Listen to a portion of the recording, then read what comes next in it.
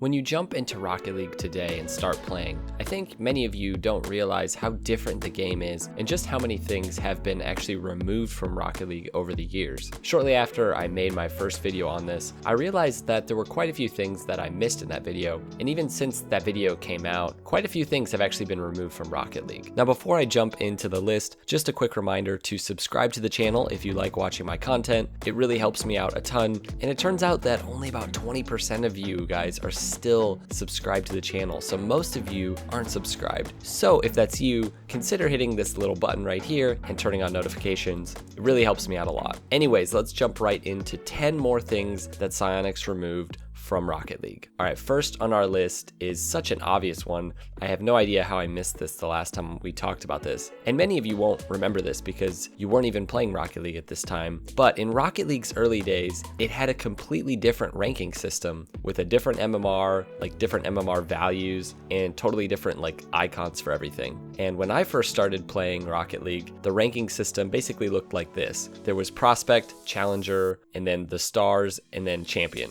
And each one was different. That's what I loved about it. Challenger Elite just sounds so much cool in my opinion than say like Gold 3 or Platinum 1. And there were even different ranks in Rocket League's first season prior to that, which were basically Bronze, Silver, Gold, and Platinum, with Platinum being basically reserved for the top 100 players. I personally think that it would be really cool to have an extra rank added to Rocket League for the top players, even if it was like the top 1,000 or something like that. I really feel like that would give Grand Champs something to shoot for beyond just Grand Champ, because once you hit Grand Champ, there's really nothing else to go for except, I guess, top 100. But even that, like, you don't get a reward or anything. I think it would be really cool to have a new rank that's really difficult, just like GC used to be incredibly difficult to get to, or Platinum in that case, and have like an exclusive reward for the people who reach that. Who knows, the ranks may change again at some point as Rocket League keeps carrying on, but honestly I think it's going to basically stay the same for quite a while. All right, number 9 goes to a level cap that used to exist. So basically the highest level you could reach was 75, which was Rocketeer. Now perhaps the saddest part of this was the removal of rookie and semi-pro titles. It's just veteran through Rocketeer at this point, and then, you know, basically Rocketeer Extreme if you get like 2,000 points or whatever. I made that up, there's no Rocketeer Extreme. I don't totally understand the removal of rookie and semi-pro. I feel like maybe it's to make newer players feel more included. I don't know, I hate that mentality if that is the reason. You're not a veteran when you first start playing the game. You're just not. I mean, I'm fine with you even being called that after 100 hours. Like after 100 hours, you are way better than a brand new player, but you're not a veteran when you first start. You're a rookie. And for me, that's not a bad thing. Like now you need to go grind to get out of rookie. That motivation, I think, is good for newer players. At least that was how I felt when I started. Calling somebody a rookie or a semi-pro when they start, that's a good thing. I think people like that feeling of, oh, I'm new to this game, but someday I'm not going to be a rookie anymore. I don't know, that's just my opinion. All right, number 8 goes to a random little thing that was in the game way back in the day. Basically, after a goal was scored, the camera used to just focus on the goal. So all the players would try to rush into the goal area so that they could get their little moment of fame in front of the camera. But this was always really difficult because the goal explosion literally propels everything close to it away. So you needed to be in that perfect spot, not too far away from the goal, but not far enough away that, you know, you couldn't get to it. But then they switched this so that it actually focused on just the car for quite a long time. And this was great. Honestly, I love this because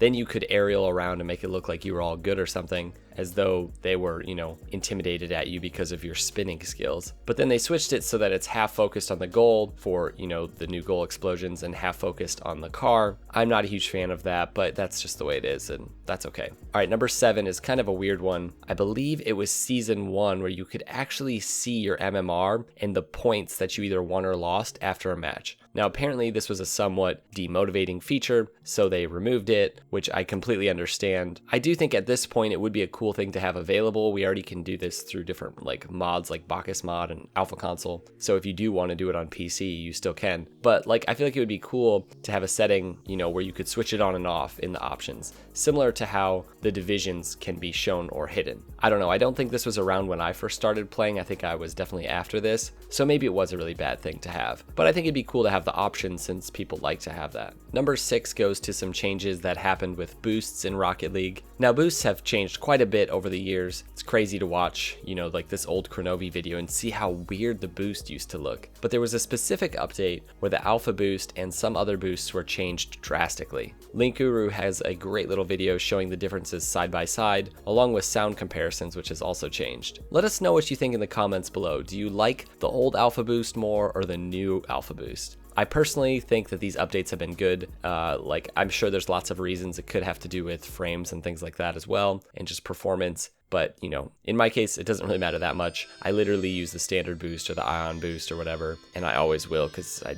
just don't really care that much. All right, number 5 is a great little thing that used to be in the game way back in the alpha version, and it was actually a line going from the ball to the ground, basically so that you knew where the ball was in car cam or really anywhere. You always kind of knew where it was in relation to the ground. And you still did have the little circle like they do, so I guess it was just another way of knowing where the ball could be. I don't know, I love it. I think it looks like a literal laser connected to the ball. Now this was already gone in the beta version of Rocket League, so obviously the community didn't think it was necessary. And it's interesting to me that the Chinese version of Rocket League has something similar. It's with this sort of trail behind the ball. So it's the exact same gameplay as we have, just with a tracer behind the ball. Not sure what the deal is with that, and I don't know why they would have it be different than the version we play, especially if we want China to be involved in the esports scene. That would be a huge disadvantage for them to have to come and play without something they're used to.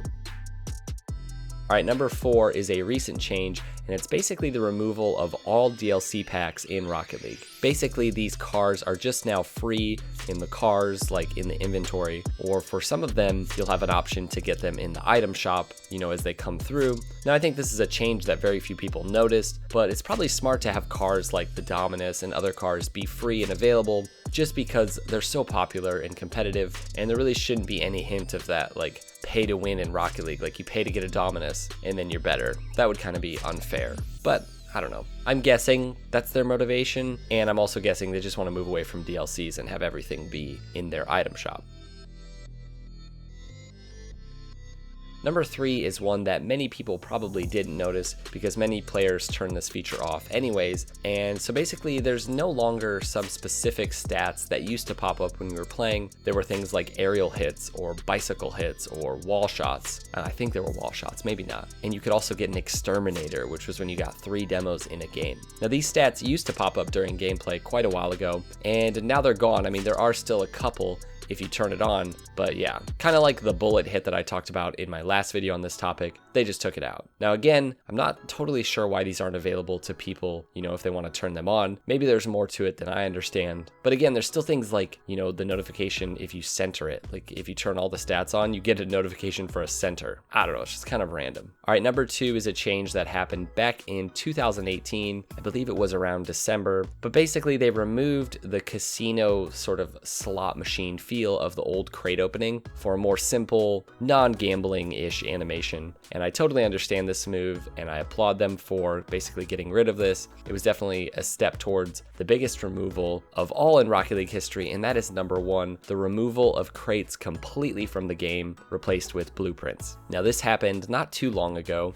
basically just a few months back from when this video is coming out, and we now have an item shop in Rocket League. Prior to this, if you were a brand new player, crates wouldn't show basically what you were going to get the way that blueprints do, and there was this great element of spending $1 to open it in hopes of getting some expensive item and then maybe trade it off or whatever. And most of the time it was just a bunch of garbage. Literally all the time, you just open stupid things that you didn't want. But hey, it was fun. You'd spend like $20 on keys and get absolutely nothing. Yeah, those were the good old days. Most of you probably remember them. But yeah, crates are gone and a lot of other things are gone. All right, guys, that's it for this one. 10 more things that Psyonix removed from Rocket League. I hope you enjoyed this one, and let us know down below if there's anything that I missed, as I'm sure there's some other things that have been removed that I probably forgot about. Thanks for watching, guys, and we'll see you next time. Peace out.